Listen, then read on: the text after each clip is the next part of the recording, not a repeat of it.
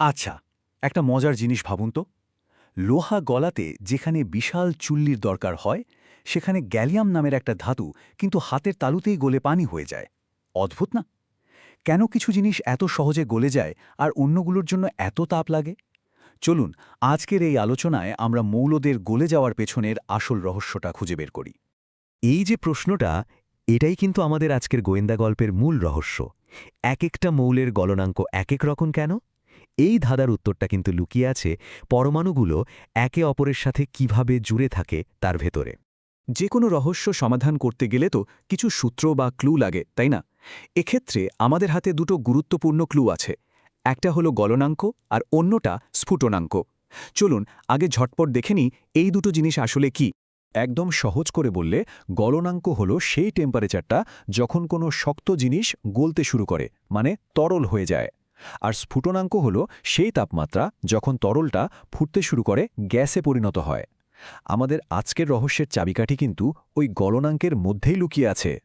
চলুন আমাদের তদন্তটা শুরু করি পর্যায় সারণীর গ্রুপ 1-এর মৌলগুলো দিয়ে।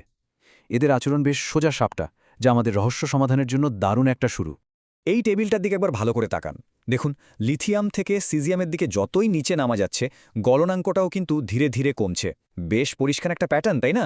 দেখে মনে হচ্ছে রহস্যটা বুঝি এখনই সমাধান হয়ে যাবে। তার মানে গ্রুপ 1-এর জন্য নিয়মটা খুবই সোজা।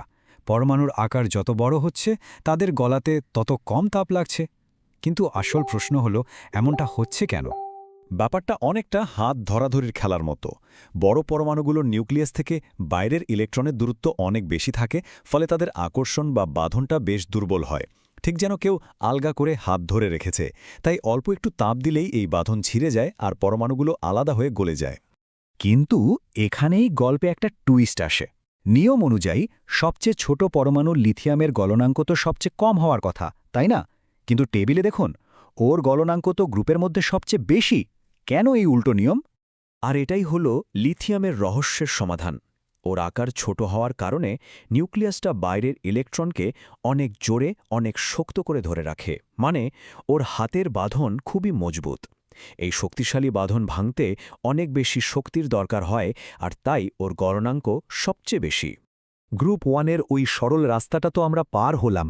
এবার একটু নড়েচড়ে বসুন, কারণ পর্যায়ে 3-এর মৌলগুলোর গলনাঙ্কের প্যাটার্নটা কিন্তু একেবারেই সরল নয়, বরং একটা রোলার কোস্টার রাইডের মতো, কখনো উপরে তো কখনো নিচে। শুধু একবার দেখুন এই সংখ্যাগুলো। প্রথমে গলনাঙ্ক বাড়ছে, সোডিয়াম, ম্যাগনেসিয়াম, অ্যালুমিনিয়াম। তারপর সিলিকনে এসে তো একেবারে আকাশে উঠে গেছে। কিন্তু তারপরে দেখুন, ফসফরাস, সালফার, ক্লোরিনের ক্ষেত্রে কি অবস্থা, একদম ধপাস করে নিচে নেমে গেছে। কি হচ্ছেটা কি এখানে?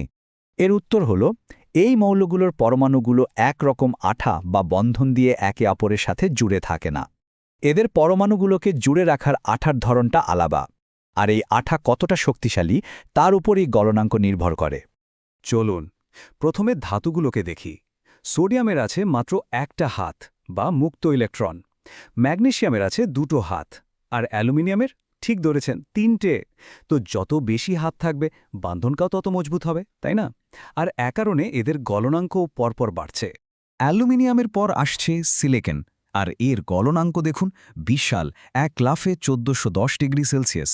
কারণটা হলো, সিলিকন কোনো সাধারণ মৌলের মতো আচরণ করে না। ও আসলে একটা দৈত্যাকার অণু তৈরি করে। সিলিকনকে ঠিক একটা বিশাল লেগো স্ট্রাকচারের মতো ভাবা যায়। এর প্রত্যেকটা পরমাণু আরও 4টে পরমাণুর সাথে খুব শক্ত করে জুড়ে থেকে একটা বিশাল জালের মতো তৈরি করে। ভাবুন তো, লাখ লাখ লেগো টুকরো দিয়ে বানানো একটা বড় দুর্গ, ওটাকে ভাঙতে কী পরিমাণ শক্তি লাগবে? সিলিকনের বেলাতেও ঠিক তাই হয়, তাই এর গলনাঙ্ক এত বেশি। সিলিকনের এই বিশাল সাম্রাজ্যের পর আমরা কিছু ছোট ছোট দলের দেখা পাই, যেমন ফসফরাস, সালফার আর ক্লোরিন। এরা বড় নেটওয়ার্ক বানায় না, বরং নিজেদের মধ্যে ছোট ছোট অণু বা দল তৈরি করে। যেমন ফসফরাসের দলে 4 জন, সালফারের দলে 8 জন, আর ক্লোরিনের দলে মাত্র 2 জন থাকে। এখানেই আসল ব্যাপারটা। একটা ফসফরাসের দলের ভেতরে পরমাণুগুলো খুব শক্তভাবে জুড়ে থাকে, কিন্তু একটা দল পাশের আরেকটা দলের সাথে খুবই দুর্বল একটা আঠা দিয়ে লেগে থাকে। খুবই দুর্বল। তাই অল্প একটু তাপ দিলেই এই দলগুলো একে অপরের থেকে আলাদা হয়ে যায়, মানে গলে যায়।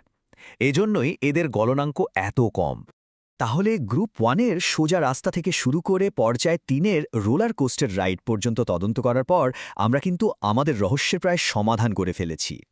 সুতরাং মূল কথাটা কি দাঁড়ালো? পরমাণুগুলোর মাঝের বন্ধনটাই হলো আসল খেলোয়াড়। এই বন্ধন যত মজবুত হবে, গলনাঙ্কও তত বেশি হবে। এটাই আমাদের পুরো আলোচনার প্রধান শিক্ষা। মানে ধাতুদের ওই শক্তিশালী হাতের বাঁধন বলুন, বা সিলিকনের ওই বিশাল লেগো স্ট্রাকচার, কিংবা ওই ছোট ছোট দলগুলোর মাঝের দুর্বল আঠা, সব কিছুর মূলে কিন্তু ওই বন্ধনটাই। এই বন্ধনের ভিন্নতার কারণেই মৌলদের গলনাঙ্কের মধ্যে এত পার্থক্য দেখা যায়।